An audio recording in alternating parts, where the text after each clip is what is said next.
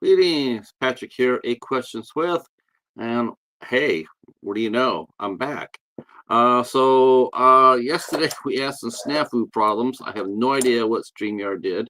Caused us to have to reschedule our show from yesterday. Horribly embarrassing. First time this ever happened before where it's been my fault that bad.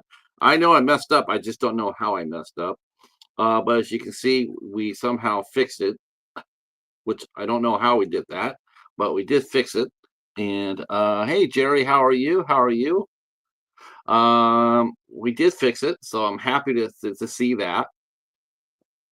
And just in time for our guest tonight, actress and producer, and one of the co-owners of Wild Dog Productions. Maralynn Adams will be here in about 15 minutes. And yeah, can't wait for her to get here. It's gonna be a lot of fun. She has done a ton of stuff.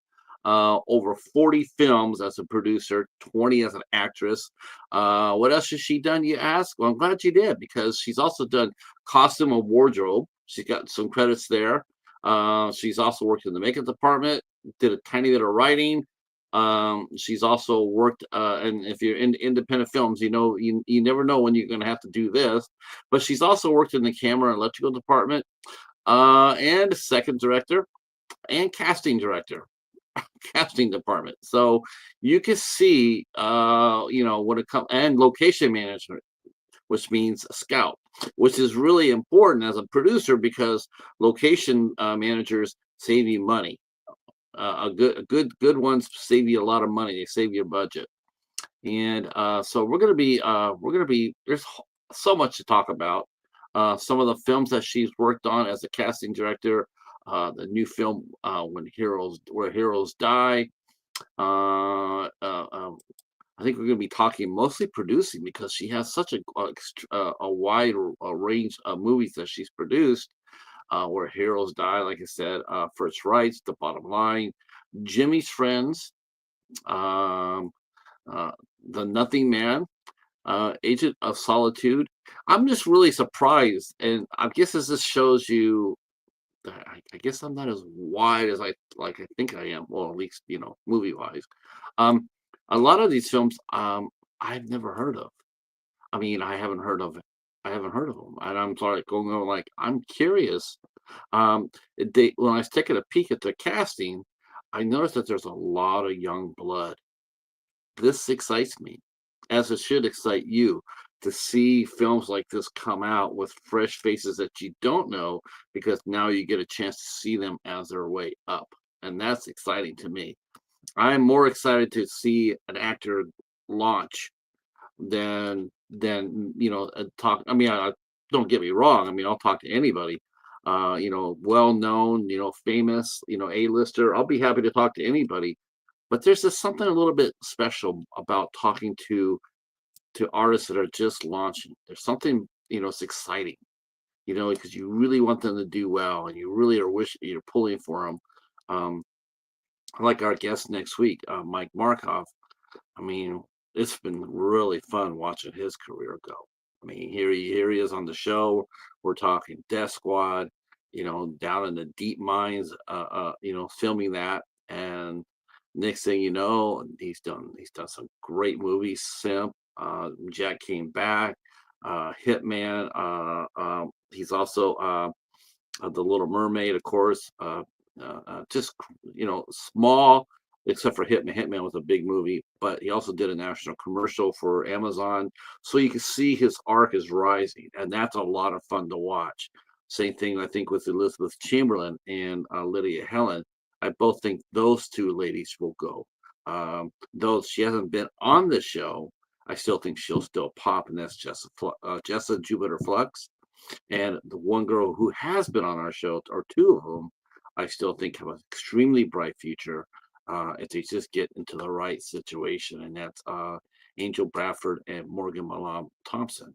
I think I just think they're terrific. I think they have a great chance of going places, and it's a lot of fun, and I'm sure that Marilyn is also in that position where she gets to see everybody rising up. All right. Hi, Jennifer. How are you? Hopefully you're doing well. Hopefully you're doing well. Um, let's see. I think I put her address here. Uh, Yeah, I'm gonna put their YouTube channel up since they're all on YouTube. Uh, so you can go over there and check out their channel. I don't know. Let's see. Yeah, their channel is pretty thick, to tell you the truth. Um, over 150,000 people, which we're gonna have to talk to her about that too, because that's a tremendous channel. All right,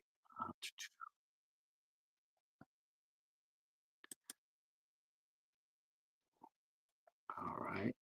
So let me go ahead. I'm hmm, mixed emotions. Let's see. So here is Wild Dog Productions, which is the company that Marilyn co-runs. So there's that. So if you want to go over there and visit their channel, by all means, I recommend that you do. And when you do, tell them that the cheetah sent you. So this is a Wild Dog Productions channel. Let's see. Oh, that's right. I should mention that too, right? Yeah. Okay. So yesterday um, we're supposed to talk to, oh my gosh, my eyes are just killing me these days. Jacqueline Posey Hilton, and I had tech problems, and so we couldn't do the show. But my review of her pilot for London and Bridges is now out. So if you guys could swing by there and take a listen to that, that would be very helpful as well.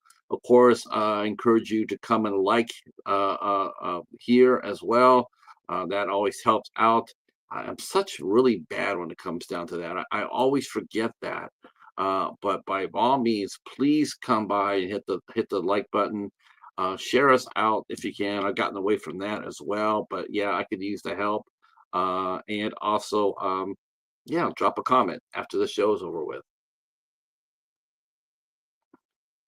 That's right. It's Eric. That's right. Eric just came back from his own interview, interviewing the living legendess, Jewel Denial. Very, very nice young lady. She was cool. It was a good interview. Good interview. I do know that. I do know that. How do I know it's a good interview? I can tell you how I know it's a good interview.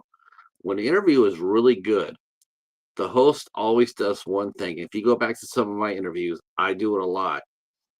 Um, you get target fixated, right? That means you're so into the interview with the guest, you forget about the chat. I've done that so many times. I still keep over and look at it. I make sure I'm taking care of that. Sometimes I mess up, but sometimes when the guest is that fun, I mean, it's something that's really good to me. Sometimes I'll sit there because I was talking to Kimberly about 10 days ago, and I got some feedback on that show indirectly, and that was that one of her friends said, I wish he would have let you talk more. So that has been something I've been working on too, because sometimes I tend to over talk. Um, uh, uh, yeah, you know what? It's a good thing though, because when you're target fixated like that, you're happy. That to me, honestly, the interview is popping. That is popping because you're having such a good time. And it's better to do that than to over talk like I do. I tend to over talk sometimes, and people don't want to hear me; they want to hear the guest. So I have to work really hard at that to make sure I don't do that. Um, so so if you see me do that, drop a comment. Drop a comment saying, "Yo, slow down," or and if I get target fixated, just type in a comment and sit there and say, "Look at us, we're here with you," because they don't. Nobody wants to get ignored, and even if you're having a great time, because they'll just drop off, and before you know it, you're not talking in front of anybody, and that's not good. Um, but yes, by all means, though, it's not necessarily a really terrible thing when you get fixated, because that means you are doing your job and you're having a great interview. Hey, Corey, how are you? How are you, sir? Uh, Corey's talked to a few people on his channel. He's also interviewed a few. Um, Interviewing is a lot of fun. It is. Um, so I really like to talk about something today, but I don't really feel it's appropriate because I don't have enough time to do it. But I do believe that I'll be coming back on after my interview today, and I will share what was going on with me, and not just me. Um, Something I want to bring attention to because it's terrifying. I mean, I know it's bad already out there, but this is even worse than you would suspect. Um, yeah. I really want to do a better job at not over talking.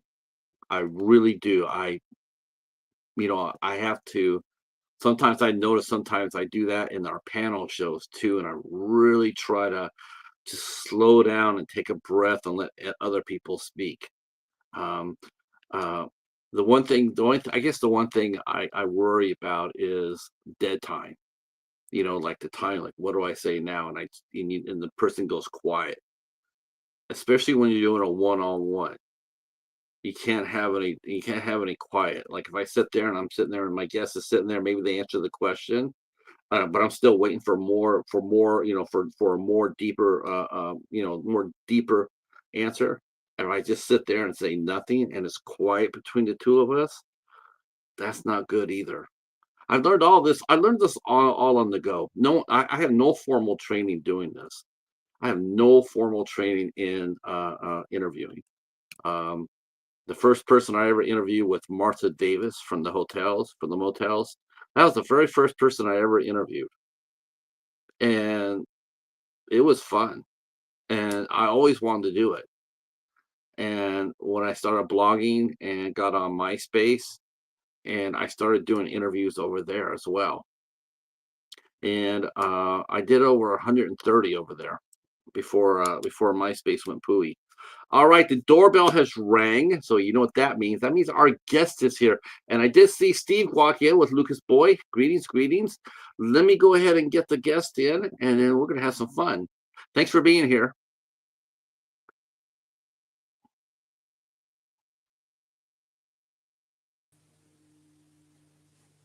Ta-da! Hi, Patrick. Greetings. Hi, how are you, Maralynn? I'm good, thank you. How are you? Good, good. I was going to talk a little bit about what happened earlier today, but I thought, well, I probably should do that. You know what? That would be taken away from you, and I'm not going to do that. We're going to Oh, talk about you. No, we're going to talk about you and your career and things are going. How things are going with Wild Dog Productions.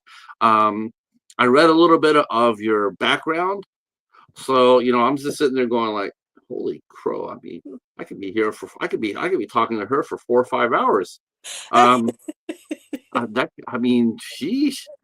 Let me go over to the chat. We have a chat here, and everybody's coming in saying hi. So I want them to say hi to you, and that's what our good friend Steve and his pal Lucas Boy, beautiful black lab, unofficial mascot of 8 Questions with, says hello, Maralynn. Nice to meet you. And yes, thank you, Katie, saying thank you everybody to joining the show. Eric is here. He's also a fellow interviewer. And Jennifer is a published author. She says hello, and our good friend Jerry Wilson and Corey. Corey also has done a few interviews underneath his belt. So we do have some people in the chat that will, and they'll be asking you questions. Rest assured about that. oh boy. Uh, It's nice oh to yeah. Oh, yeah, this is we definitely want the questions, that's for sure. hear. Uh, Yeah. So I guess I'm looking at yeah, like I said, I'm looking at your body of work here. Um, for some of those who might have missed this, so I guess you are like what we call a multi hyphenated. Um, you know, so here's a little bit what Marilyn has done. She co-runs Wild Dog Productions. She's been a casting director. She has been a producer of over 40 films. She's acted in 20 of them. She's a location scout, which the producer side of her really must love. Uh, Um, Casting department, costume and wardrobe department, production engineer. I mean to make the house all pretty. Second unit or assistant director, second directing second unit. Camera and electrical department. That means when there's a hole to be filled, as a producer, as an actress, she's running over there and filling in the hole. Uh, yes. Makeup department. You've also done you also have some work in makeup department. So, like I said, Yeah. you are a total multi hyphenate. There is nothing about film that you don't know about. Well, there's a lot more that I could, I could know, but right now it's kind of hard to fit into my brain. Uh, but if the problem presents itself, I guess I'm gonna have to figure it out, right? Right, right. I mean, as soon as I was reading as soon as I was reading that, I saw the producer, 40 films. Then I saw the location manager, and I'm going like, oh yeah, I'm sure her producer half is going, thank God, because the location manager is the one that's going to try to find you the right setting for the Mhm. lowest price possible. And so the producer side is like, thank you, and and the location side of you is saying, yeah, I kicked ass today. You're really gonna like where I put our heroes this time. Um, Yeah. wow, I guess we'll start from the beginning. Um, as far as how did you get your start in this business? I mean, what part of the various talents that you have, which ones did you start off with? Oh yeah. Well, so my previous career, or I mean it still is, but I don't do it as much. The films sort of take up most of my time.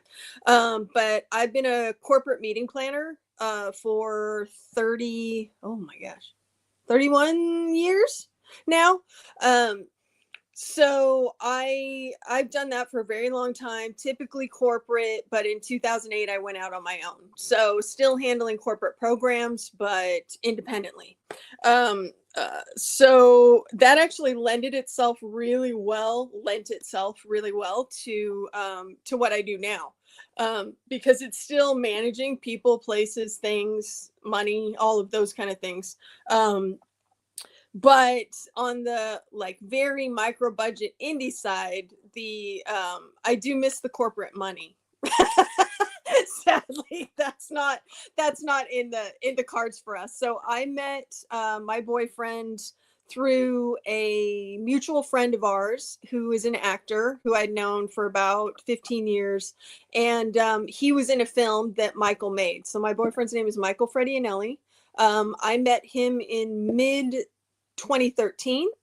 And because one of my friends was one of the leads in a movie that he did.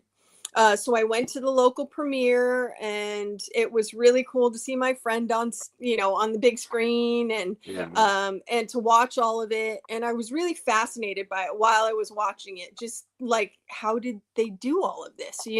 And so I asked my friend, I just briefly met Michael like in the lobby. And so I had asked my friend Jeremy after that,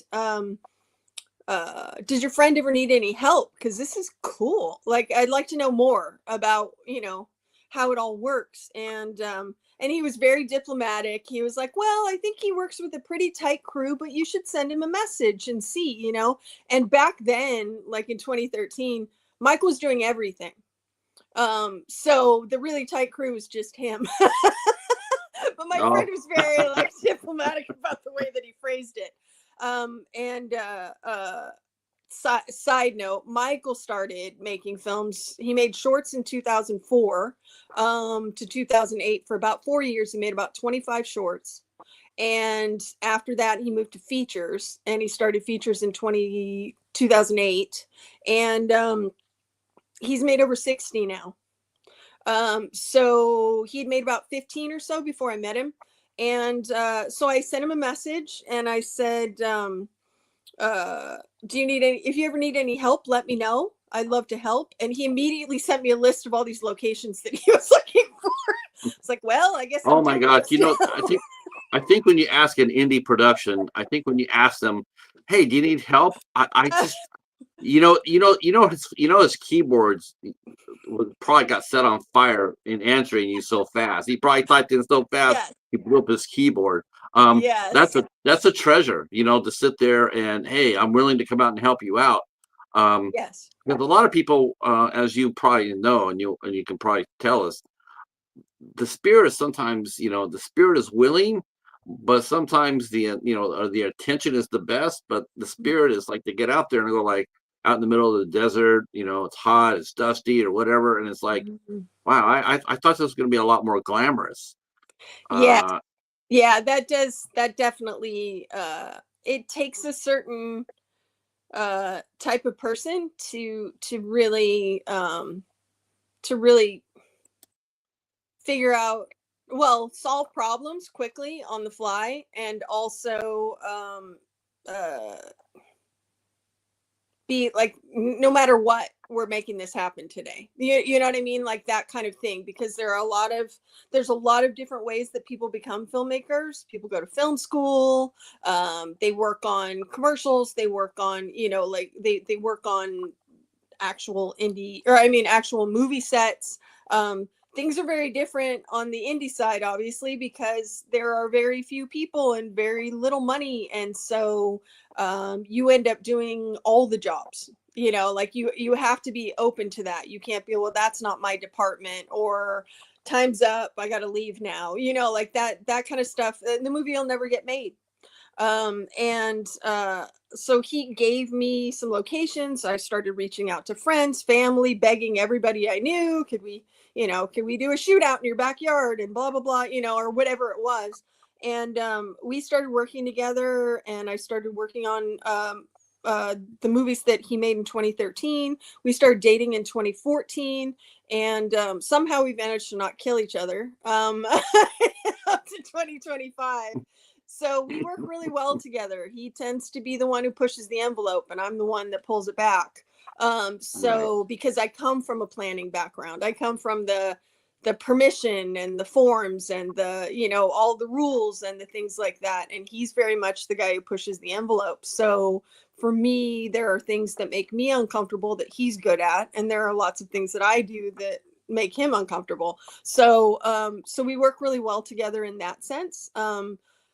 But yeah, I just slowly started picking it up, and I realized that a lot of it translated really well to what I was already doing: locations and people, and how to manage the money and the logistics of it, and the timelines, and the everything that needed to be done. So we got into a really good rhythm, and over the last 12 years, we average four features a year. So we typically we usually film one in February ish, May, right around May, sometime in the summer around August, and one in November. So I'm currently casting and looking for locations for one that we're going to start filming in about 3.5 weeks. So it's, if I'm lucky, I have 6 weeks to prep for the film. Usually it's closer to four. But we work with a lot of incredible people who give us their time and their talent, um, and we figure out a way to make it work. And we're not with much money. Michael's incredibly talented at what he does. And he does a lot of different things. He's typically the writer, the director. Sometimes he's the actor. He's a really great actor. If we can get one of our friends to DP, he's editor. He does the sound design. He does the color correction. So it does kind of shorten the process also, because while he's filming, he's editing in his head, and he knows exactly what he needs to get. And when he gets proper coverage, we move on. There's no 10 or 20 takes. There's no time for that. We Right. average 10-day shoots. And usually he'll have a draft of the film edited within about 3.5 weeks after we're finished filming. Our friends Mika and Kira are saying that he wears many hats. They both do. Yeah, Yeah. sometimes that happens. So one of the things is, when you have a team like you have, he's like, I mean, this is gonna sound sort of weird, but sort of like when you open the back door and well, Steve can understand this. You open the back door and your dog just leaps out there, races out there, and you like, hold on, let's not go out there and just let's see what's going on there. But first, basically, it's the Yes. same thing. He comes out there. I got a great idea for a movie. Let's do it. And it's like, well, let's talk the budget first, because right now, here, what's the budget for the film? Well, what is Yeah. it? You have to slow them way down and sit there and say, we have to sit and talk about the budget, because that comes first. Um, but it is exciting though when you have a story and you've written a story, you go like, holy crap, I want to do this. Yeah. I was reading about today. I was reading about this movie that's on the fast track in Hollywood called Crush, and it's about this giant python. And this guy wrote the story, and all of a sudden everybody's on they're all on it. They had a bidding war for it. They're just like, rah, they're running to see how fast they can put it on screen. And it's like, well, you got to slow down for a minute. You got to, let's get the right people in. Let's make sure we got the right, Hmm. I mean, the script's great, but we've seen great scripts get totally screwed because the budget's not there, or the right person's not in for the role, or what have you. So you're Yeah. the peacemaker, so to speak. You're like, I like that. I like that a lot. I think like Steve mentioned, you guys are a good team. Yes. Yeah, yes. Um, now, had you done any acting before you had done this, or No. was this acting? This is all acting was new to you as well. Yes. And How did you like getting into acting? it was really fun. There's only been a couple that I played the lead in, and actually one of them, the first one, Crosscut, which is a comedy, Michael actually wrote that as a Christmas present to me. And he put a bunch of stuff that I love in it. So it's a comedy, and there's shootouts, and there's a slow-mo action, action walk, and all these things. Like, he incorporated in a ton of stuff that I love. Um, and I was really, really nervous, but what I have to, figured out is that I'm good at comedy. As far as drama goes, I that makes me nervous, and I don't feel like I'm necessarily there. He thinks I can do it, but I'm less confident with that. And he wrote it based on my limitations also, so I don't have any, like, 10 or 20 sentence monologues and things like that in the movie. He kept it short and sweet for a lot of my lines, because, well, for one thing, I wasn't an actor, and two, I was producing it and casting it and finding the locations, and then I had to do my own hair and makeup and my own wardrobe, and so I didn't have time to study my lines, honestly. Like, so he didn't give me a lot blocks and blocks of dialogue in order to study, because something was going to have to give. Mm. And so it worked out really well. And Ginger was a really fun character to play, because um, she's a dumb brunette. um so it was really, really fun to play. And he's never written a sequel before, but he wrote a sequel for it called Zero to Heaven, and those were just a lot of fun to play. We went to For Zero to Heaven. We filmed a couple days in Disneyland, which was a lot of fun. I had friends asking me like, "I can't believe like you said that at Disneyland," or "I can't believe you did that at Disneyland." And it's like, well, we were just running around with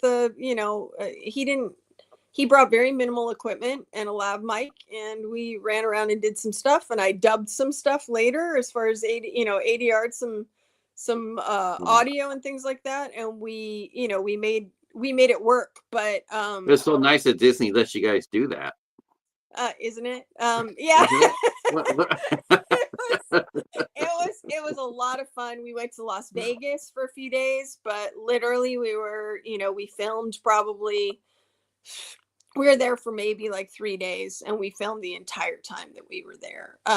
But we get bits and pieces where we can, and Michael's an incredible editor, and he's really, really detailed when it comes to the editing and the sound design and all of it. So he made it look really good. And I remember being on sets when I first got started with him, and I'm like, excuse my French, but this seems like a shit show. Like I can't imagine this scene that you're filming coming together and being something, and then to actually see it Mhm. on the screen and see the different cheats and shortcuts and things like that he's like, just do this, I can make that work, or I can do that, and then he puts it together and it looks incredible. And I don't even know how he does it. Like, it just in his head, he's just learned over the years. He's completely self-taught for acting, using his camera, for directing, for writing scripts, for acting. Or I'm sorry, I said that.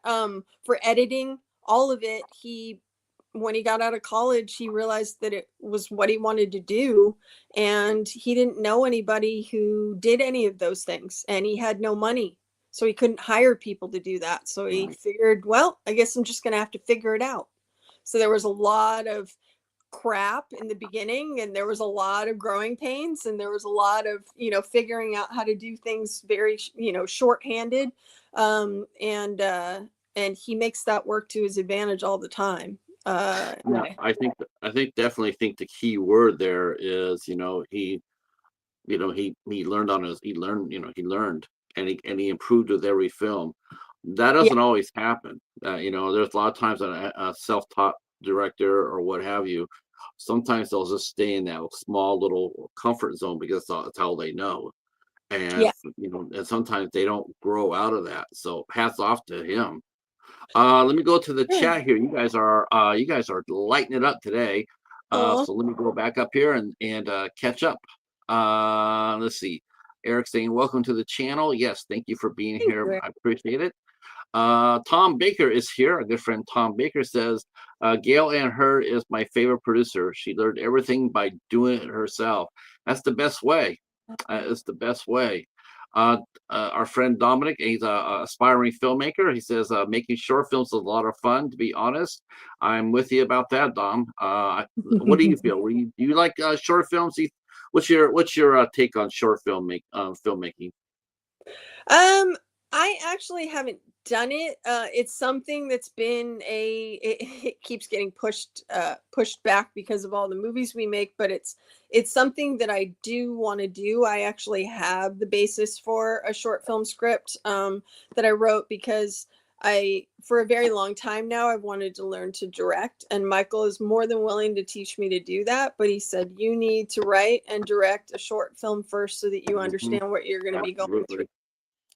To go to do straight to a feature is going to be incredibly hard. And So it's something that I do want to do, and I have a script idea that I really, really like, that I want to work on, at some point making, and he will help me make that. But I think it's great because it gives you an opportunity to learn so much, because you're doing it on a smaller scale, but a lot of the things translate completely, because it's still the same pains, finding your actors. If they're working for free, finding people who are reliable, people who come highly recommended, people who are going to show up no matter what, rain or shine, and learning from that process and sort of getting a feel, like when I'm on the casting side, even getting a feel when you're on the phone with someone, whether you guys are going to be a good match. Because like Wild Dogs were, I say this all the time, we're not for everybody.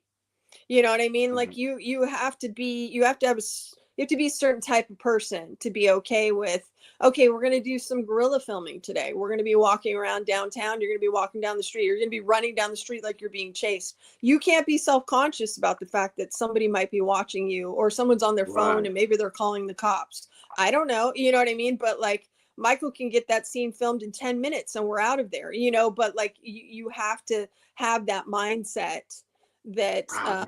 that you're going to figure out a way to make it work. And if it doesn't work and you get run off of a location, you have a backup location in your mind of like, okay, we'll go to this public park and we'll just do it in this corner over by the trees, and I'll cut it tighter, and and we'll figure it out. But we have to get it done today because these people are giving us their time, and we want to minimize the amount of time that they are not able to work or make money or whatever, because they're sacrificing a lot for us. um, so those kind of things, figuring out how to get it done. I know there's a ton of filmmakers who have very high hopes and big plans, and maybe they even get through all of the filming, and then the movie dies on the vine because there's no money for editing or for post production or whatever that is. And in Michael's case, if you don't have the money, he if he doesn't have the money, he does it himself, right? He figured it out. But that's a huge cost, the post Yeah. production stuff. And there's so many actors Is we've it is worked it with. does it cost more? Does it cost more for post production than it does during the actual location shoot or pre-production? It's really tough to say. We luckily live in Northern California. If we lived in Southern, it would be tougher. But in Northern California, it's a little easier to do some things here and there in public, and not, have somebody say, "Oh, you want to use our dumpster in the back alley? It's going to be $1,000." And so we're Mm. able to do some things that way. And also we have, friends and family and people like that who are incredibly generous and are willing to allow us to film in their house or their business. And then I can use those as references if I am talking to a new person and say, I've got references of people we filmed with before who can tell you, what the experience was like and how we left their property.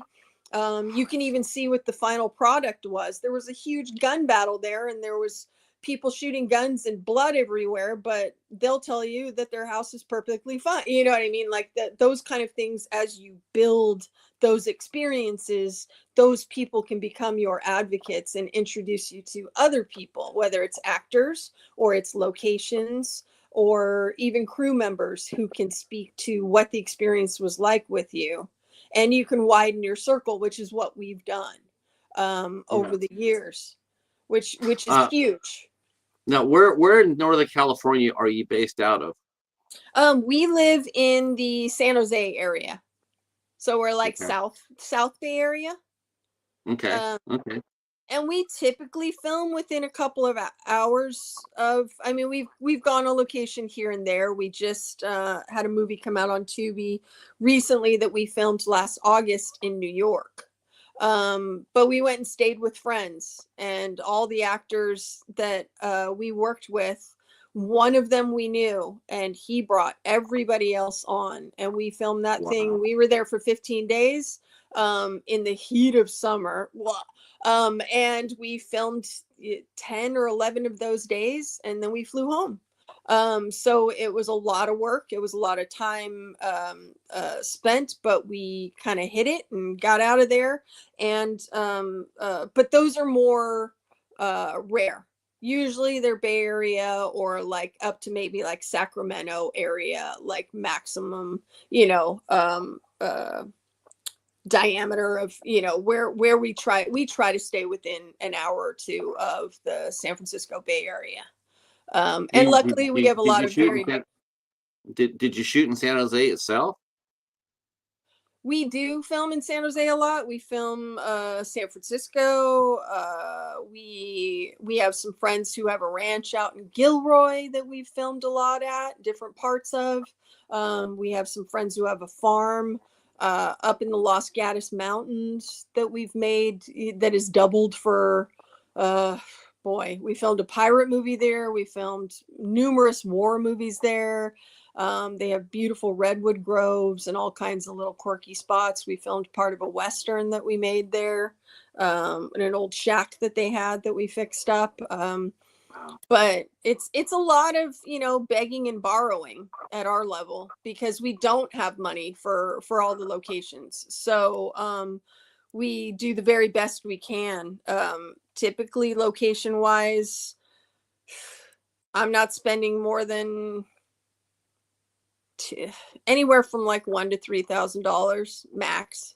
And a lot of it is just favors, people who are willing to let us, film there and have either had us work before. I'm very much an advocate of I'm going to leave the place exactly as I found it or better. So I take a picture of everything. Everything goes back. If I pull stuff off your shelves or I move your furniture or whatever, everything goes back exactly where it was so that it doesn't even look like we've been there. And if something breaks, I get it fixed. It's very rare that something like that happens, but if I have to, then I will make sure that I get someone in there to repair it and it's back to new. So those things are extremely important because I don't want to burn any bridges ever. No. In a network of people who are Well, kind you, enough to you help us. you mentioned Michael learned everything by himself, and it sounds like he helped you, but I mean, I have a feeling you learned a lot of that on yourself as well. The production side of things, the location part of things. I mean, you could hand someone a sheet of paper and say, "Go find me a location," but if you really don't know exactly what that entails, it's just a piece of paper with words on it. So you had to go out there and you had to learn on your own. Um, Yes. yeah, San Jose. Have you ever filmed a movie in the Sofa area? Um, in First San First Street Francisco? in Oh, San Jose, the First Street we area. we filmed downtown a lot, various locations. But yeah, we've used a lot of downtown San Jose. Oh, cool. Um, yeah, yeah, we've filmed a lot of stuff. We had there was a movie that we did, was it last year? I think it was last year, and I was super nervous. Typically, I don't go on gorilla days just because they make me very nervous. Yeah, Because yeah. I'm used to the like permission and forms and blah blah blah, all those things. But it was a really quick scene where our actor had to act like he had just robbed a bank. So he had basically just had to run down the street with a big duffel bag, but he had a mask on. Yeah, and so he's running down the street. Michael's across the street in a park with his tripod, filming it with a long lens. And I think he ran down the street 3 times and we left and we were done in 10 minutes. Oh, that's so But much it fun. it made me so nervous because I was just like, I'm not about getting somebody arrested today, but it was so we were in and out so quickly that it just, but we've got this cool, one of the downtown buildings in the background, and he's on a public sidewalk. It's not like we were doing anything, illegal, but You must but been you just to must been see in him, St. James. Were you in St. James Park we for were that?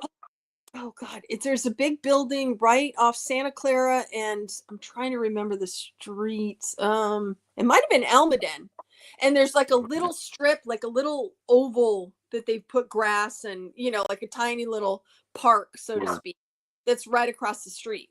um but yeah, we end up doing a lot of those kind of things because that's one thing that Michael doesn't like to do is he's not the guy who's going to write a movie that just has like two people sitting in a house with white walls talking for 2 hours. Like that's not his style. He's very much about production value, whether it's car chases or it's shootouts or it's hand to hand, it's fights or it's much to my chagrin sometimes numerous locations. So I'd say Mhm. on a normal movie that we do, there's at What least a dozen different locations, no matter what what the movie. what what do you think is what's the average wild dog production film run for? I mean, kind of budget do you try to maintain and keep it, keep it within budget, but keep it so it's profitable as well, because you want to make your money back. I have Right. you do 10-day shoots. That's about average these days now, 10 to 12 days. Yeah. I think the asylum has cut their shooting days now to 6 days for their directors. So ten Wow. to 12. Isn't that insane? Yeah. They used to be able to shoot for 14 days. Now it's down to 6. Um, yeah, no kidding, right? Um, Yeah. so what is the average? What do you think the average film? What do you aim for? Like a 40 to 50,000 dollar budget per film?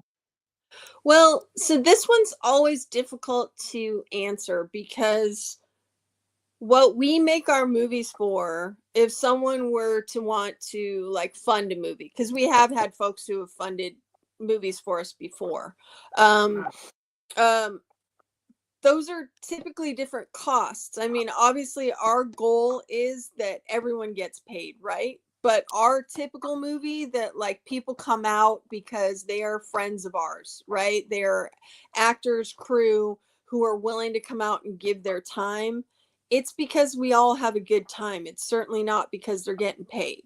So they sacrifice their time and their talent for us. And honestly, Michael and I just barely make enough to continue making movies. So everything we make goes into the next and the next and the next, which I get questions from my very sweet mother all the time about like why do you do this if you're not making any Because money? you never know You know what which I mean? one's Like going to break. You, why? you don't know. Like why? You don't know which movie's going to break. Right, right. And honestly, I mean, we've had high hopes for a few of them, but even before when I met Michael, he's pretty pragmatic about it. He has very few expectations when it comes to that kind of a thing. Like, I think this is going to be the one, because he has been disappointed in the past. You never Yeah. know, like you said, what's going to break, but we never really make a movie with the expectation that like this one's gonna be it, right? Like that it I know it. So what we make a movie for is because of a lot of favors, right? The people who come out and the incredible actors we work with and the crew who comes out and works with us. Typically they don't get paid. So that's a huge honor that we don't take lightly. So the reason that they do it is because I try to create an environment where they want to come back and do it again because they have a good time. And they get to work with other talented people. But also our currency is if you're gonna make a Wild Dogs movie, I guarantee you it's gonna come out. And typically the average for us is 4 months later, you're at a premiere and you have your footage, right? Which I'm sure you've talked to a lot of actors and some, crew members who work on stuff that never comes out, or 3 or 5 Right. years later, they're still waiting because they ran out of Yeah. money, or the editor ran off with the movie, or like whatever the Yeah. the issue is. But we can absolutely positively guarantee that if you film something with us I think maybe I can count on one hand movies that have taken us more than 6 months to come out, and that's been something like a hybrid live action animation movie, or we made a war movie recently that had an insane amount of VFX in it and it was extremely expensive, so Michael had to put money toward it when we could. But typically I'd say 92% of the movies we make are done in 4 months. So we'll have a local premiere, we put it up on streaming, and then and they get a Where do you copy of it. where do you usually premiere at? We usually do it locally. We were using a theater who gave me a bit of a discount in Fremont. But we actually, with this new one that we're going to be premiering on November 5th that's coming out, it's an action thriller cop movie. Um, we're going to be down the street from us. We live in Campbell, which is kind of North San Jose, basically. Yeah. There's a theater down the street from us, like a mile and a half down the street, that we're going to be our first time. Is And that we're really Willow Glen, excited. isn't it? It's Is that it's called the Cinelux theater. It's a chain of sort of like they're a little bit more like the bargain theaters, but it's Okay. really nice inside. And we get to do all the fun stuff, like the poster's going to be up, and they're going to run the trailer during the, in between their movies. And people can buy their tickets online through the theater website. And before, it was all me, right, like trying to manage all of that. So now I'm kind of excited because like it's going to be a very different experience. But we're really excited to potentially make this an ongoing thing with this theater. So that's the hope anyway. I Um, think that's really cool. I like it when I hear that for an indie film, that and you get a chance to play at a theater and you get dressed up for the night, and you get experience on a small level what it's like, for the big budgeted studio movies.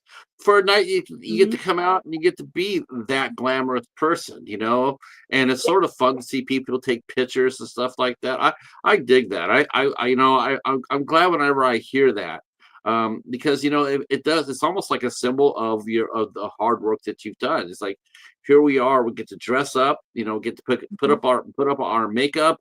Get to dress in a tux.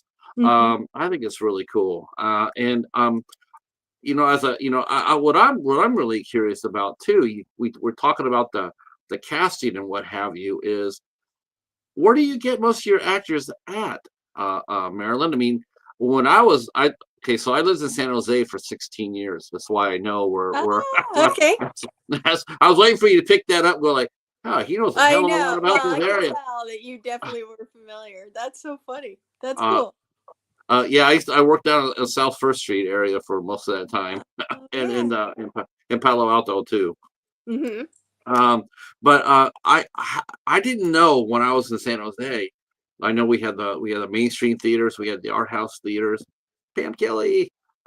We had the art house theaters, but and we had light opera.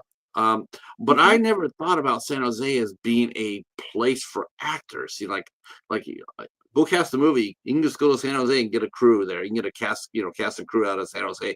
I never thought that never really happened when I was down there. So does that mean that San Jose has developed a culture of actors? Is there now a film community there in San Jose worth talking about? I would say Bay Area, San Francisco Uh, Bay Area has like a really great network of folks. There are some great folks in the San Jose area. Um, but anywhere up to San Francisco, there are actually actors that we work with in the Sacramento Stockton area sometimes. But they're kind of scattered around. Some of them live in Oakland, East Bay folks. It really depends. We've got folks that are out Livermore and a little further out. um, but for the right role and the right experience, they're willing to come out and work on the movies with us, which we are honored that they do that. how do The you way. cast your how do you cast your films, Marilyn? Do you because I was looking through the database of some of the movies that you've done, and the one thing I Mhm. noticed and I commented on this was you got a lot of fresh faces, a lot of newcomers. Yeah. Yeah, Uh, we've been very lucky. So it's a little hard to remember. Michael, when he was first making films, worked with quite a few people, and he would also, as I like to say, go back to the well and work with people again. Um, if they were people who were incredibly talented and they were reliable and did what it took to make it, and played nice with others, those are the kind of people that we want to work with over and over again. I would much rather work with someone that we've worked with numerous times than take on someone brand new if I'm feeling iffy about it. So what we've managed to do over the years, like I mentioned before, is widen up that circle, movie after movie, right? So um, one of the things that I do is the folks, really strong actors that we work with, um, a lot of them, I will reach out to them and say, here's what I'm looking for. Tell me about anybody who might fit this, who impresses you, because you impress me. and I trust your judgment. And what we've been lucky enough to do in the last, I don't know, 5 to 7 years is work with a lot of theater actors, Yeah. which is incredibly lucky for us. And they know more and more talented people. And one thing about theater actors, typically they show up off book because they're so used to rehearsing for Hmm. 3 months to do a show. And so and they're really versatile. They can give it to you a number of different ways if they, if we need to tweak it slightly. And honestly, the only thing that typically Michael might have to do is occasionally pull somebody back a little, because as you know, in Right. theater you play to the Theater. back row, right? So like it's a little bit of a different, like sometimes you're more over animated than you would be on in a movie. But I mentioned that too. I commented in the chat. I mentioned how the Bay Area has a strong live theater community. they That was do. there when I was there. That Yeah. was there when I was that part I do remember. But as far as movie acting goes, I didn't really see that much. I saw a couple of student films in the time I was there, and that was really about it. Yeah. But there was a lot of community theater, a lot of musical theater as well. Yes. Yeah. And as you know, they're incredibly talented. And Mhm. we kind of fit uh we fit a need for them sometimes, because a lot of those folks do want to get into film, but they haven't had the opportunity to do that. Yes, And they have no footage. That's one thing. I that's mean, I'm right. sure Yeah, you've seen some incredible plays, and after it's over, it just poof, it's in the ether, yeah, right? Like and there's you no can't film to recording of it. You can't no. like watch it anywhere. And these people are brilliant, right? And so this gives them the opportunity to build their I mean, we've had actors before who are like, you know what, it fits in my schedule. I'll get these Tuesdays off, and I need something like that for my reel. Or, oh, I've always wanted to play a werewolf, or I've always wanted to play a cop or whatever. Like, hell yeah. Or a western. Yeah, sign me up. Like it gives them the opportunity to get like some varied experience, and they will have guaranteed footage.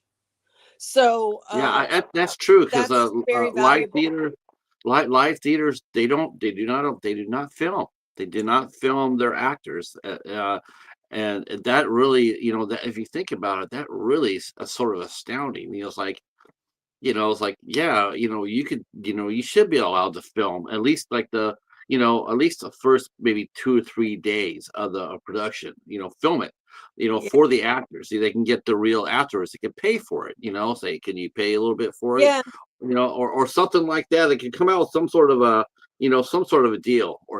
But yeah, that sort of sucks that, they can't, because you're right. That's what every actor has to have is they have to Mhm. have some body of work. They have to have a reel.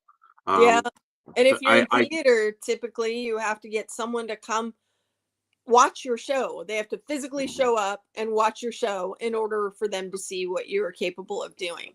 And I know it's really hard with a lot of those productions. They're similar to us, right? Like it's a very ragtag team of, like I'm totally dating myself, but like the old like Mickey Rooney, Judy Garland movies where it's like, let's put on a show, and everybody gets together and paints the sets and does whatever it takes, right? But Right, right. but I understand, because to record a play or a musical or something like that, the sound equipment isn't there, the lighting's not there, like you could record it, but you're going to have a very dark, like low volume recording that's very difficult for someone to really see like the full impact of that show. So yeah, we've gotten to work with some incredible theater actors, and it's so much fun. We had one just recently that we've worked with, and I'm kind of sad because she moved to New York and she's already been in a show. Like within the first month that she lived there, she's been in an off Broadway production, and and I'm sure she killed it. But yeah, they're like stupidly talented. It's just it's so much fun to work with them because they're just on top of their craft. They really are. So a lot of that is word of mouth. I typically don't post as far as like on acting groups and things like that, like casting calls and stuff like that, because with the very abbreviated amount of time that I have to work with, um, I, for one, I don't want to get a bunch of people's hopes up, but also I don't have the time for that either. You know what I mean? Like if I'm looking for a role, I don't have time to respond to 30 people and wade through their stuff and their questions and you know what I mean? Like it, it gets very difficult because I have to move very quickly. So our casting process is fairly different, I think, from some filmmakers, and I learned it from Michael, which is we're both very discerning as far as like looking at people's existing footage. If you have a reel, awesome. If you don't, send me some self tapes. Send me an audition Mhm. that you did. I just Yeah. want to see how you move and how you represent whatever that character is, and I want to hear how you present it, and I can usually tell in the first couple of minutes whether I think that you can inhabit the role that I'm looking for. And luckily, it's served me as it served him pretty well. It's fairly rare that we miscast something or that person's not right. They all rise to the occasion. The only time I've ever had anybody read is maybe if it's like we're filming a comedy and everything that they have recorded is like drama and heavier. I may have them read a half a page just so I can figure out whether they can do comedy. um but our process is pretty abbreviated, Yeah, so I it's I was usually gonna word say of I was gonna say your process, it sounds like it's strictly, and I understand this too. It's, and that is strictly from, well, on my pace, it was strictly from the ear. And for you, I guess it's mouth. strictly from the eyes, whether you could tell. Um, Mhm, I That's really, to be, especially since, most of the time a casting director comes from years of background, it's years of experience being actors themselves, mhm, and to come on now and really, 2014 or 2015, 10 years in casting director lingo, that's not very much. 10 mhm. years of casting, that's not a very big amount of time. So what was it like for the first time for you to, let me ask Dale ask a question here. Let me get to that. Okay. With the rise in dry and DI software for editing and effects, are post-production costs going down for today's indie filmmakers? Is the technology driving the cost down? That's a good question. That's a real good question. Honestly, sadly I'm not good with what Michael uses. I believe so, but I am not sure because you still have to have the software. And I don't know that costs have gone down on the software.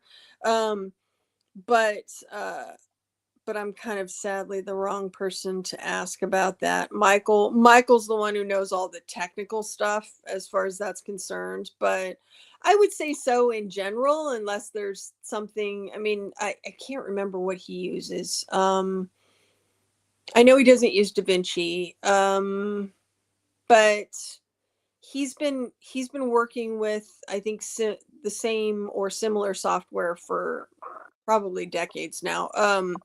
Uh, but yeah, I think overall it has. It's it's a struggle. I mean, it took him a while to figure it out, but it's been so valuable as a skill because to pay someone to do that is an incredible cost. And they are worth it. Editors are worth it for sure because the talent Mhm. that it takes to do that and make something look good, right? Um, but uh but I'd say as a filmmaker, it's no small task. But from what I gather, if you want to start making more movies for less money, teach yourself how to edit. because that's a cost that you also don't have to rely on anybody else, right? You just sit there and grind on it until it's done. And the other thing, if you wrote it or you're directing it and potentially even filming it, like in the case of Michael, you're shorthanding a lot of that stuff. You're not, as an edit, when you go to edit it, or if you are indeed handing it over to someone and paying them, but if you're editing it, um, you don't have thousands of hours of footage to wade through, right? And you don't Right. have to film thousands of hours in order to get everything you think that the director and the editor will need, because you know what you need. So that can really shorten the life cycle of, making the movie, but it's no small task to learn how to use editing software. I do not, like, I watch him do it over his shoulder sometimes and I'm just like, what? I mean, all the little, Right. just everything. He's moving things and he's chopping things up and pulling things out. And I'm just like, huh? What are you doing? Oh, digital. I mean, just think how much easier it is to do it digitally. Think about when they used to do it on real film. Ugh, Oh, yes. And he you cut considers that, himself. and it's like, well, I didn't mean to do that. Well, I gotta go out there and buy more film. It's like, with Yep. digital, that's that. I mean, it definitely. But I want to go back to the casting because this is interesting to me. Yes. Because because most of you're right. Most of the time, casting, is one of experience. Hmm. That's what they say. Hmm. But for you pretty much picked it up on the fly. Uh, Yeah. have you ever auditioned yourself for something outside of Michael's circle of his films? Have you done that just to No. see what the process is like? No, I never have. I've never actually pursued acting. I mean, I I guess because I have my time occupied with so many other aspects of it, it's not something that I've necessarily pursued. I admire it so much, and I admire so many of the actors we work with, because just the level of rejection that they face all the time, and Yeah, the amount of time that you take and you dedicate to every audition and making it the best possible presentation of yourself, and then to have, like, the what I was saying about not wanting to, like, get too many people's hopes up. One of the things that I do when I'm casting, even though I'm going to a small pool, is I let everyone know if they didn't get it, right? And it that was is a so real shock to me how they to don't. hear that that's not how it's done. If you don't hear from us, you didn't get it. Which I But get that they're doing, like, giant volume, but but it just feels still, so empty. Like, I feel so badly for the actors because they learn nothing from that process other than rejection. But, like, you don't yeah. learn whether it's something as simple as, like, we wanted, we decided that we wanted to go with the person of color instead of a white person for it, or we wanted the actor to play younger in this role, um or like, the person that we chose had much more comedy experience or something, like something that you can grab onto as an actor and say, maybe this is Right. something that I could work on, or potentially this is something that was totally out of my control, so it wasn't me. You know Yeah, what I I mean? Like, gotta, I those kind gotta, of I things. gotta, I gotta tell you, Marilyn, that is the first time I've ever heard a casting director be that honest to sit there and say, because you're right. That's the process is like, if I don't hear, I went for audition, but I hear anything back in 4 weeks, that pretty much tells you Yeah. didn't get it. 4 or 5 weeks, you didn't get it. Yeah. But you know what? I've always felt like, it'd been nice to sit there instead of waiting there for 4 or 5 weeks on your tippy toes.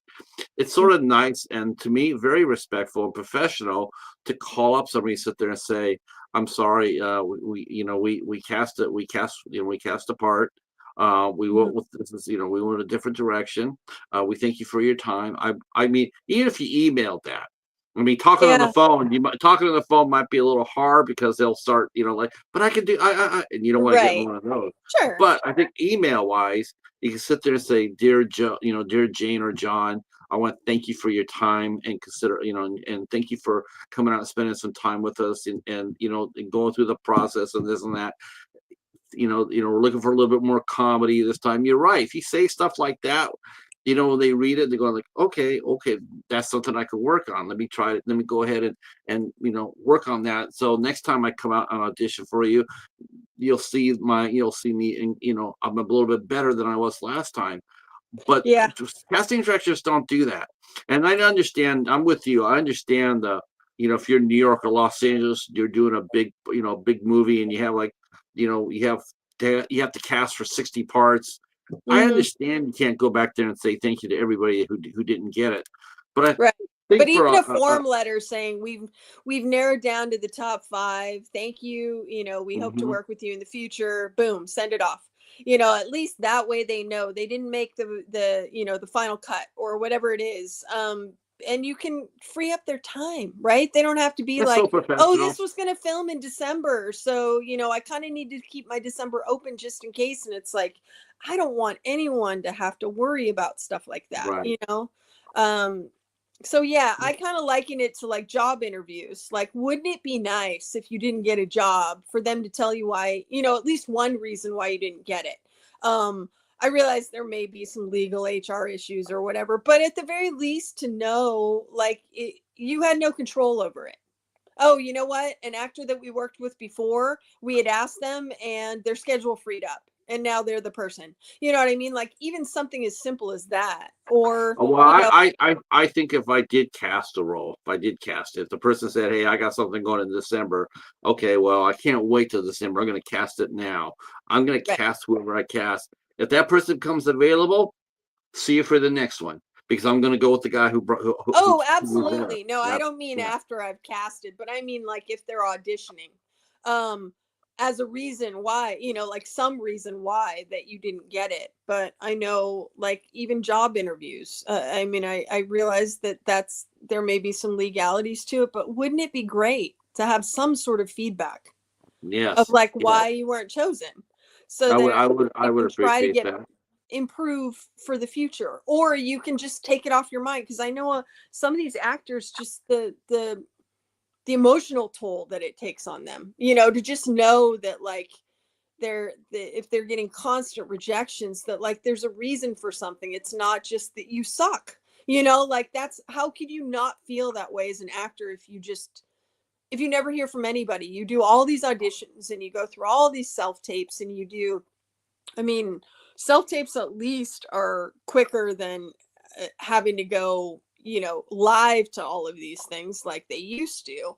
But it's still, they put in an incredible amount of work to put their best foot forward to do self tapes and to just keep putting all that out into the universe and not getting any sort of like feedback whatsoever has just got to be really, really hard. And I would guess that there are a lot of people who, question their talent and themselves.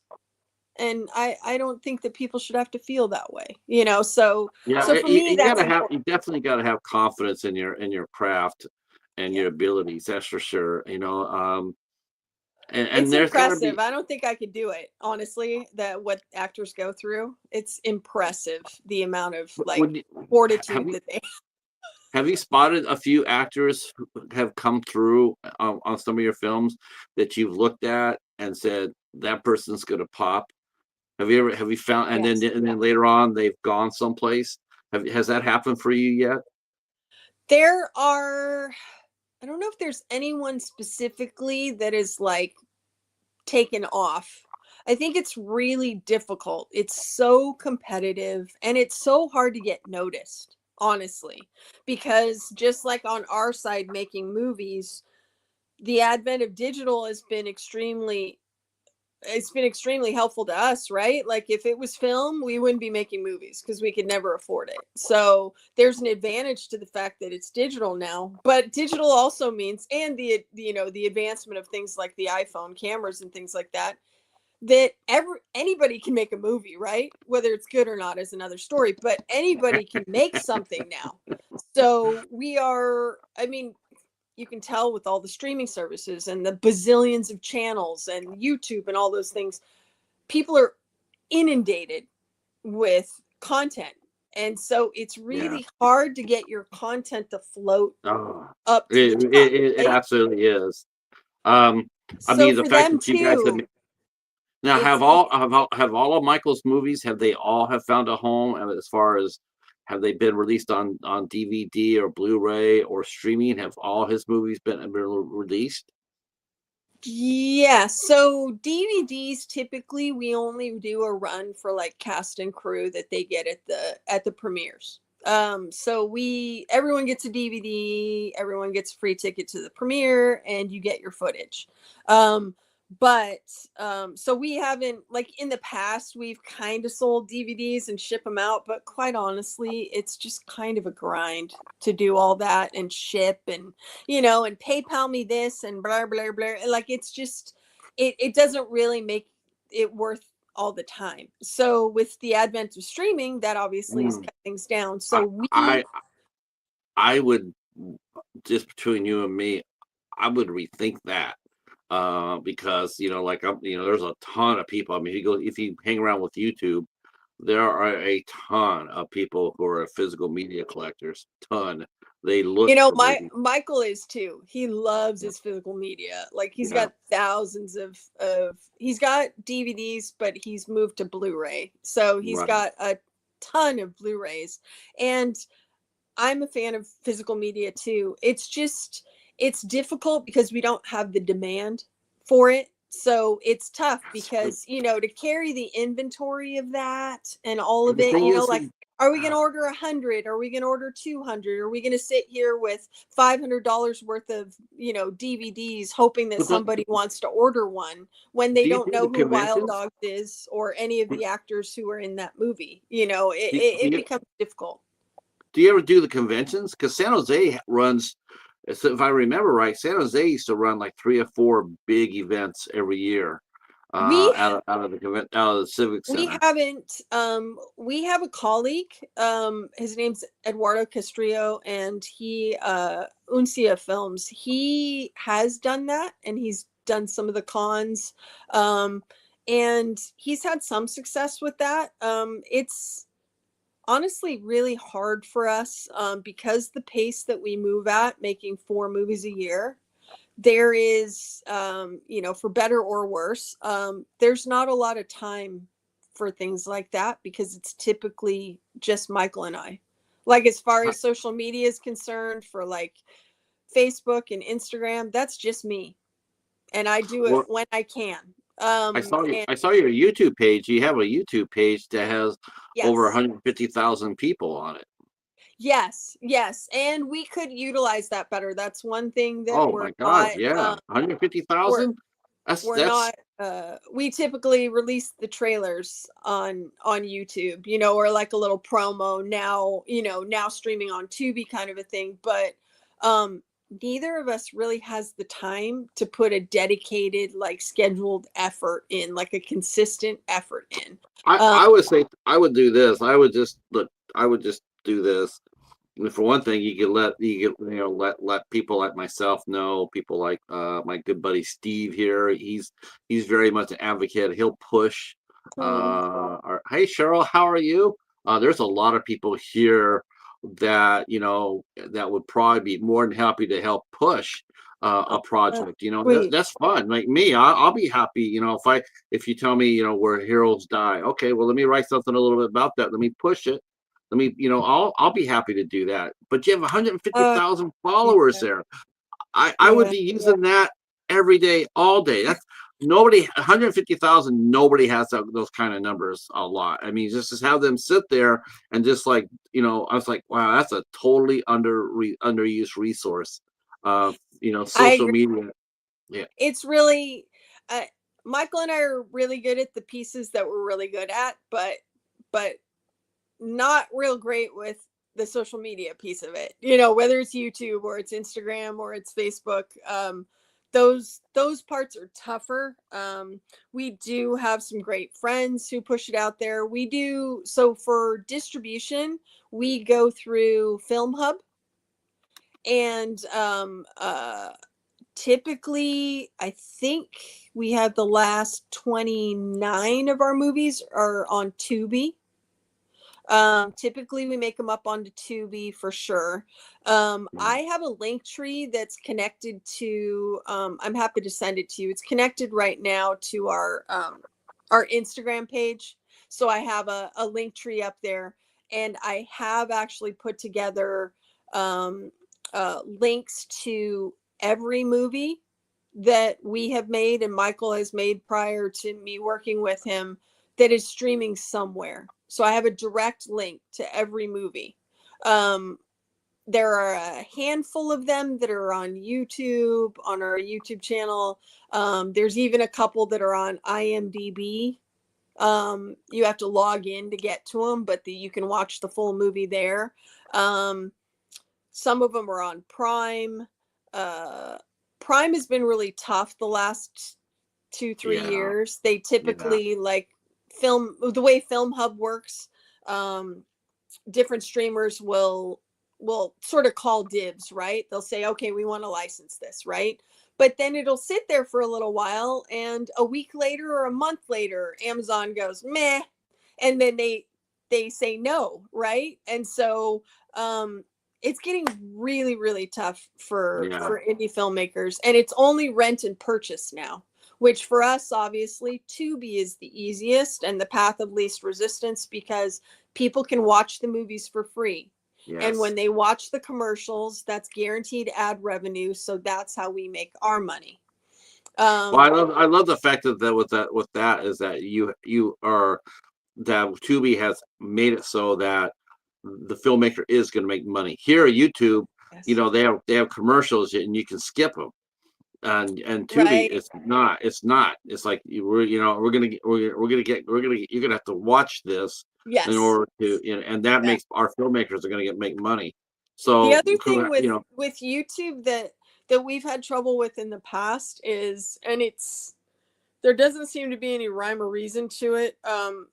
Michael's channel has probably been demonetized and monetized a dozen times over the years. Like it just all of a sudden, oh no, they demonetized me. We'll see. I'll file a appeal and see what happens. And either it comes back or it doesn't. But it's not necessarily reliable. And a lot of Wild Dogs movies have a lot of they've got a lot of action. They've got violence. They've got car chases. There's gun battles. There's swearing. There's things like that in the it's a majority of movie. our movies, right? And so it's very easy for someone to be like, "Ooh, I don't like that. I'm going to file a complaint." Like it you end up being at the mercy of that. And typically a lot of these services, even social media, if they get even a handful of complaints, sometimes maybe one or two, then they just pull it down immediately, right? Like they do that as a default, and you have to fight to get it back. And for a human to actually consider it, which is almost impossible these days for a human to even view it. So it's been a lot spottier, as far as like reliability. But I didn't fingers realize that crossed. I didn't realize that Tubi had a library of over 270,000 movies. I didn't know that. That's just like, to me, it's like, wow, to get, and that's why independent filmmakers, that's why, it's, promotion is everything. You just got to keep beating it. You still got to get out there and push it every chance you get, because if you don't, nobody else is. There's too many people out there doing the same thing. It's like you got to Yeah. stand out some way. Yeah. And to me, I think one of the best things you got going right now, honestly, is that YouTube page. Yeah. You got 150,000. Yeah, I would be putting something out there every week, even if it's just a 5 minute live stream. Hi, this is Marilyn and Michael. We're saying hi. We're saying thank you for your support. Here Mhm. we got a new. I mean, even if it's just that per week, something new on the channel. Man, you got Mhm. to take advantage of that. 150. I mean, we're all here clamoring for, like I got 1,700 people. I'm clamoring to climb up there. I want, and to me, it's like, man, you got an opportunity to use that by all means. I'm sure Yeah. I'm sure you can get someone out there to help you. Hell, if they could come out there and help you do a movie, I'm sure someone can come out there and help you. Help get the channel up and running and get it pushed. Yeah. Yeah, Uh, I, I have pursued that a couple of different times with more on the social media side, but the one thing that that I've noticed over the years is, um, no one's really as committed to your project as you are, right? So it's really hard to find consistency in that. It's one thing to ask someone to come out and work on a film because there's a finite amount of time that that happens. But the consistency that something like social media takes, and someone who's willing to give that time and realizes that we don't have money. You know what I mean? Like that's not something that someone's just gonna not only be an expert at, but also like just out of the goodness of their heart, be like, yeah, let me help you with that, and I'm going to commit to it long term. It's a tough one Yeah. to get someone who's as invested. And sadly, Michael and I don't have any kids that we can just make do it. Yeah. What about the dog? What about the dog? The Uh, dog uh, is kind of useless. The no thumbs thing is a challenge, so it's not helpful. speaking of dogs, our good friend Steve said that he said he just subbed to your channel. I'm sure you're gonna get some Oh, other thank people you, subbing Steve. to subbing to. Yes. He's like I said, Steve and his good buddy Lucas Boy, a beautiful black lab. They hang out Oh, together. Yeah. Oh, yeah. He's a ham. labs Uh, are the it, he is. He's a ham. I think he's part cat myself, but oh. Um, but yeah, it is something else, isn't it? It's promoting is man, things are just changing so fast. It They're is. changing It's so it's we so I had a couple of experiences in the last couple of years that were really quite honestly pretty demoralizing because we made a movie a couple of years ago called Agent of Solitude. And it is like a spy thriller. And I remember when we were making it thinking to myself, this is going to be the most expensive looking movie that we've ever made. The locations, the talent, we had incredible stunts in it. The locations that we got, we had an airplane hangar. The guy who owned the hangar borrowed a plane from his buddy and taxied it by so we could have the bad guy jump into the plane. um all kinds of crazy shit. Excuse me. It was, you're and then fine. on top of it, the reason that he even wrote it was because his parents incredibly generously took us on vacation with them, and we went on a Mediterranean cruise with his two brothers and myself and Michael. And so before we left, Michael wrote like 10 pages of a script, and I got to film him in the different cities so I filmed him in Cannes, and I filmed him in Rome, and I filmed him in Barcelona. And he made himself a spy who was tracking an international assassin. So and we even filmed in the Airbnbs that we had on the end caps of the cruise of him breaking in and planting, listening devices and blah, blah, blah. And then we cheated interior locations when we got home. He wrote the rest of the script when he got home. And we used the locations that we had here. But like I said, we had the airplane hangar and the plane, and we had friends at the time who had a bar that we made a nightclub in Rome, and we filmed for 2 days there. And there was this huge shootout scene. That we filmed there, and we had some incredible locations, and I was so excited, right? Like, so it's time, it's going to be on Tubi, everybody watch it, tell everybody, and got the word out.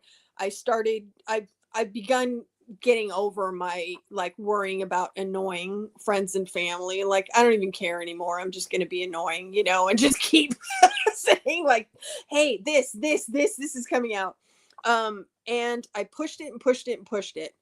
And it came out on Tubi, and I said, please watch it, because the first week, especially that first week push, is so crucial, because that's our best time to like try to catch the wave of the algorithm and maybe get on a recommended list, or get it put, behind like a big name movie that it auto plays the next movie. Like Right, if you watch Tubi, it'll autoplay a movie right after it, and maybe they right. find it interesting. Um, I did that, and the first week it made like virtually no money. in streaming. And it was just such a letdown. And overall, that movie does not perform on streaming.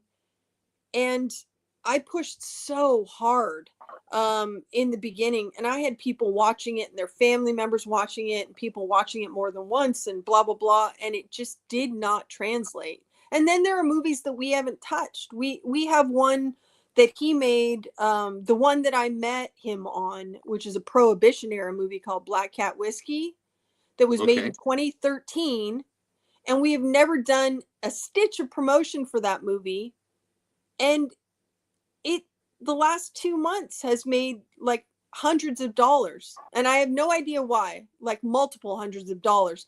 And it's like, no one's pushing that. So we just got lucky. I think Michael thinks that maybe it might be like piggybacked onto a bigger movie or something like that, and it auto Right. plays after that, because it's not necessarily in any recommended lists. It's hard to tell with Tubi because you don't have to log in and have a account in order to watch Tubi. So No. like your recommended list is not going to look like somebody who logs in. And if you and I log in, our preferences are different. So our algorithm is going to be different, and it's not going to push the same movies to you as it does to me. So it's really hard to get like an objective like Yeah, idea. I'm personally known for my Tubi watching. I'm personally known for watching two genres of movies, sharks and tornadoes, and Yes. It's that's what. fascinating. But it's You like know, people you ask, don't "What do you want to watch? get What do you watch scared. on? What do you watch on Tubi?" I watch tornado movies and sharks. No, I don't. Though I did watch one called Hydra the other day, about Ooh. a three-headed snake. I think I got made for. Oh. I think that. Yeah, I think The that I killer review. creature I, the killer creature movies are pretty fun. We yeah. watched one that I thought was going to be horrid, and it does start out with some ugh, not great special effects for the opening scene, which is a little bit unfortunate. But if you can get past the first like minute of it, the rest of the movie was incredibly good. The actors were good, the special effects were good, the story was good. It was called Crabs, and it's killer horseshoe crabs in a coastal town. Really, That was so man. much fun. It was Man, I watched one it was called The fun. Sand, and that was fantastic too. It was about a giant jellyfish. Yes. Killer creature movies are pretty great. And it is Uh, fascinating. You can take any of those creatures. We've done it before with sharks or other things. You type that into Tubi, you'll have 50 different movies. It could be oh anything, you yeah. know what I mean? Like aliens or sharks or, whatever it is. And they'll just be like this giant array of movies that people have made. And some of them are good, some of them they slap together in a weekend and you can tell. But like it just it's all over the place. Tom mentioned he says he watched a channel that had a 5-year-old video that Pacific old video suddenly rose to 5,000 views. A channel, a YouTube channel. Yeah, that happens too. Yeah, Yeah. I have that's Hmm. yeah. Sometimes YouTube's algorithm will find a movie. For me, it's Bound to Vengeance, and it's the weirdest damn thing. Is I like to sit here and think, yeah, 7,000 people came over or 3,000 people came over and watched my review or deep dive, but Mm-hmm. the analytics say people watched it for 12 seconds. It's a bot. It's crawling. Uh-huh. It tings it, and so the numbers look great. If you go to my channel, you see it and says, "Wow, this guy, shit." He's got 25,000 people who watched a Jet Li or a Donnie Yen movie. Yeah, Uh-huh. I like to sit there and say that, but that wouldn't be truthful. And you can tell when it's a bot because the likes aren't there. If Right. people really Right. watched It's it, very like the yeah, likes are there. unaccumulated. Yeah. Yeah. Yeah. Yeah, So it's so difficult. But yeah, we the same thing happened with the New York movie. I pushed that one really hard, and the first week it had actually, after about 3 weeks, it had, it done a little, it done quite a bit better. But that first week I was like, why did I should just say, "Hey, it's up now," and then not worry about it again. You know what I mean? Like that the odds are just as good. that it's going to be Well, successful. you know what? Successful. Now that we've found each other like this, what I can try to do is, this is something I can offer too. It's like I've done this lots of times here, and because I'm very much like you in the respect that I like finding fresh faces, and Mhm. I don't mind interviewing young actors. I'm very much a big proponent of finding new talent and watching them go. I much rather watch Yes. somebody. Yes, I much rather talk to somebody with 5 or 6 movies underneath their belt than someone who's maybe well, unless it's Haley Bennett. Um, but I like doing that. I like watching them take off. Yes. If a big actor wants to come onto the show and chew the fat with me, that's awesome. But I like finding the up and comers. That's the fun part. So Yes. maybe you could off camera you could tell me some of the actors who you feel are ready to pop, and we'll see if we can get a little. We'll see if they come on here and talk to us a Oh, little bit. that would be awesome. Yeah, Yeah, I actually love that. I actually teamed up with a company recently, um, and weirdly he reached out to me on LinkedIn of all places, which is, I do have production on my bio there, but it's principally like corporate event work. But he found my name through somebody else and reached out to me and was originally looking for location help.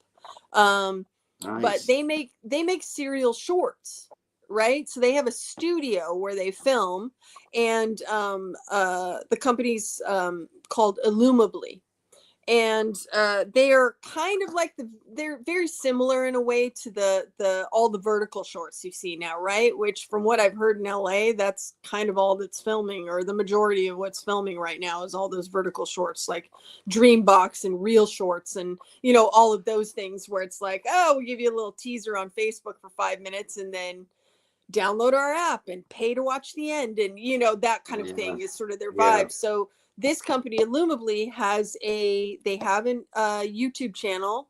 It's got, I think, about 550,000 subscribers, and they do shorts. They're typically a little bit more on the wholesome side than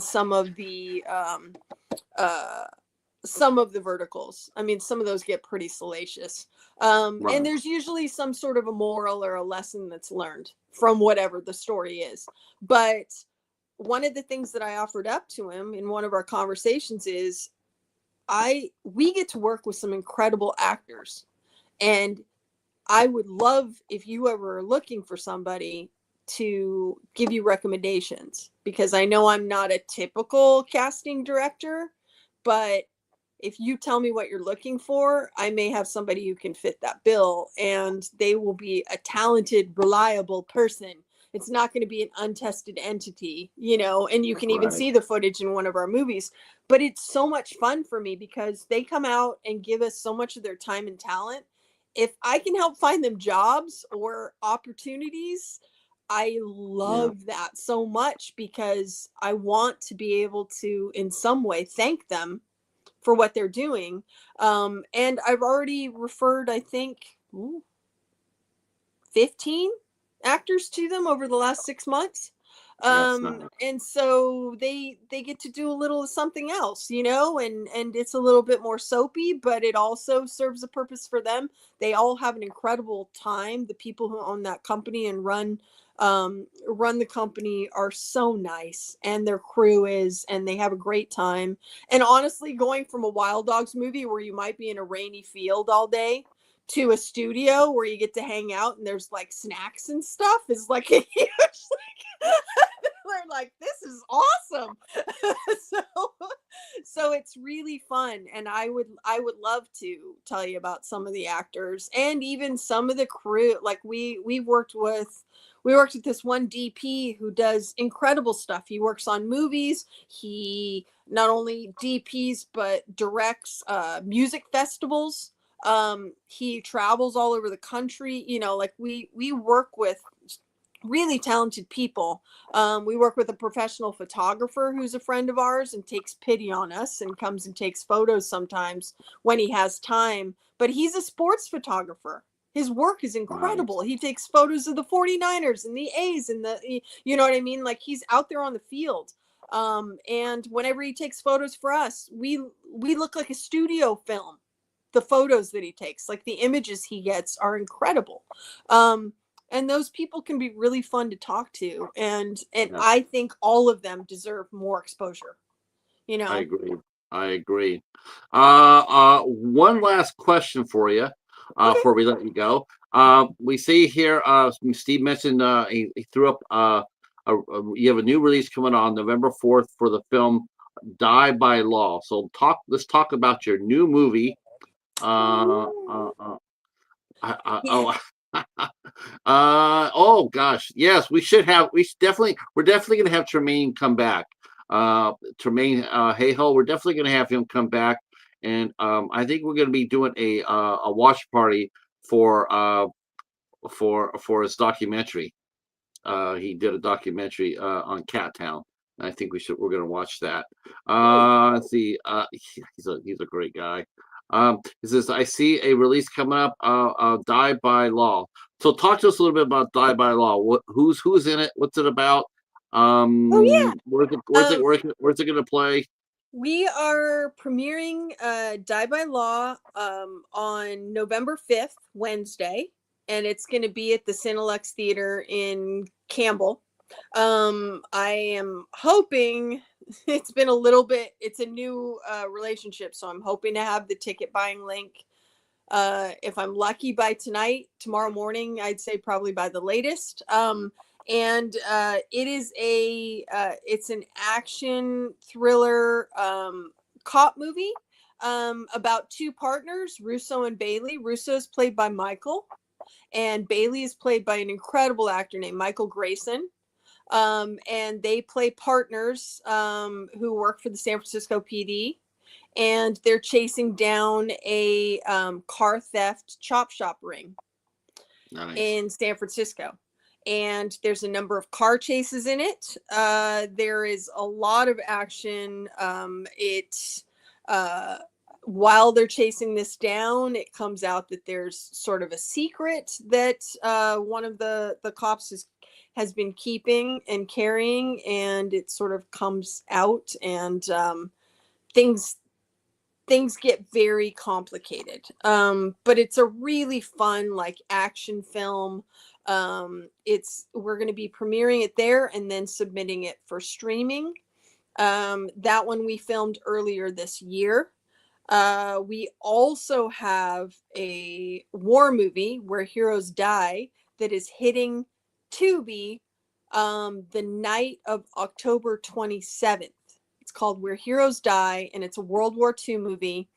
Um, and it's a very cool story. We have on our YouTube channel, we have the trailer up, and it gives you an idea of what it's about. But that one was a ton of hard work and a ton of special effects. And But I'll be it's the a first one to tell you to jump in front of you for this one. So when you guys watch the movie, and if there's anything that's not historically accurate, remember they're working on a budget, and a lot of those things are hard to get and very expensive to rent. So uh, if you see somebody driving the wrong kind of tank in a wrong situation, historically wise, don't get all bent out of shape. Just go with it. If they, It is 'cause- really tough. We do get purists as far as, especially war, yeah, right? War and yeah, Western. Like, people are yeah. very, and I totally get it. I totally get it. But with the amount of money we have to work with, it's Mhm. incredibly hard. Michael does his very best to get period items. The really cool part about Where Heroes Die, because he writes his scripts based on what he thinks that we can get, whether it's locations or it's things, or those props and things like that. So the way he wrote this story is, it's about um, the Americans and the Nazis, but it is told by an old man who was in the war. So it's told from his perspective. So the nice part about it is we did our very best with all the period specific items and the events of the time, but also because it's told from an old man's memory, it gives us a little bit of leeway as far as what. What exactly did he Yeah, remember? yeah, Yeah, and so that really worked to our advantage, considerably. But yeah, I mean, we filmed a lot of it on our friend's ranch in Gilroy. We went to a couple of really awesome museums. We went to the Alameda Naval Air Museum and filmed yeah, some interiors there. We filmed in a plane at the Stockton Field Air Museum. nice, It was a nice. Navy plane, but for exteriors, we have. Last I looked, they flew in, missions in World War II. Yes, yes. But yeah, it was a lot of fun to make, and we rented uniforms for the German soldiers. This incredible guy in New York that Michael had used before for a Korean War film, Hit and Run Productions in New York. Ari um, mailed us German uniforms, including the metal helmets and the Mhm. boots and the boot covers and the heavy wool costuming and everything, Wow. and we made it work. But it was, yeah, it came together really nicely, and it's sort of end capped with this grandfather telling the story to his grandchildren. And that one was a lot of fun. So that's going to hit the night of the 27th. I learned the hard way with the New York movie that when it says the date, it's not midnight that date, because I just kept refreshing and refreshing and No, I refreshing think like it's. every I minute. think they It's like premiered at 9 3. p.m. or something like that night, or something Yeah, like that, like I that think at evening. 12. I think it's 3 a.m. for us.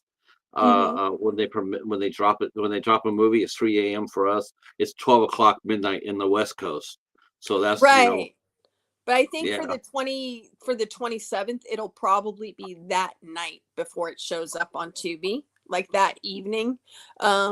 So we're excited about that one because strangely not strangely, I've heard this before, but the westerns and the war movies tend to do better on Tubi. yeah, yeah, Um and so those, and horror, of course, which yeah. we made a horror movie that's going to be coming out hopefully before the end of the year. And tornadoes and And shark movies are tornadoes, good. yes, and sharks, lots of sharks. But yeah, we have a horror movie that's going to be coming out hopefully before the end of the year that we worked with an executive producer on. So that one's kind of hush hush, but that one I'm super excited about. And we just finished filming a comedy that I wrote, that should come out by early next year. That's going to be a lot of fun. So, Tom mentioned that ghost movies are fun too. oh Yeah. yes, Supernatural horror are really pretty popular. oh yeah. Um, but yep, you know what? We're gonna go ahead. I have kept you past our point, so I'm gonna go ahead and Oh, bring this. Well, we can come back and do this again. In fact, I'll probably end up talking to Michael. I'd love to hear his side of the story. And but I definitely want to thank you though, Maralynn, for coming out and hanging out thank with us. you. I know it was a little oofy today, going like, wait, where's the link to the show tonight? But I'll be explaining that here in a minute or two. But I want to thank you for coming out. I want to thank the chat for coming out. You guys made it really popping tonight. Thank you so much. Yeah, it was a lot of fun tonight, I appreciate everybody coming by. Thank you for us subscribing to Maryland's channel. That's awesome. And we'll be back here next Monday. Monday we'll be back here with Matthew Kenner and Sheena Washington. They'll be here on 8 o'clock, and then 21st we have a cinematographer, Darwin Darren Davison. The 22nd we have our good friend Mike Markoff. He's one of the ones that took off from when that came on our show. He blew up. Um, That's and awesome. then on the 23rd, we have two shows. Our first time interviewing a Hungarian filmmaker and Annabella Schneibel. And then we'll be coming back here on the 23rd talking to Mary Patel Gallagher. And we'll be doing that next Thursday. But thank you so much. We'll say Thank goodnight to you you. here. You stay right here where you're at for 1 minute. And to the chat, thank you again so much. And we'll talk to you guys soon. Peace. All right. Thank you, Patrick. That was really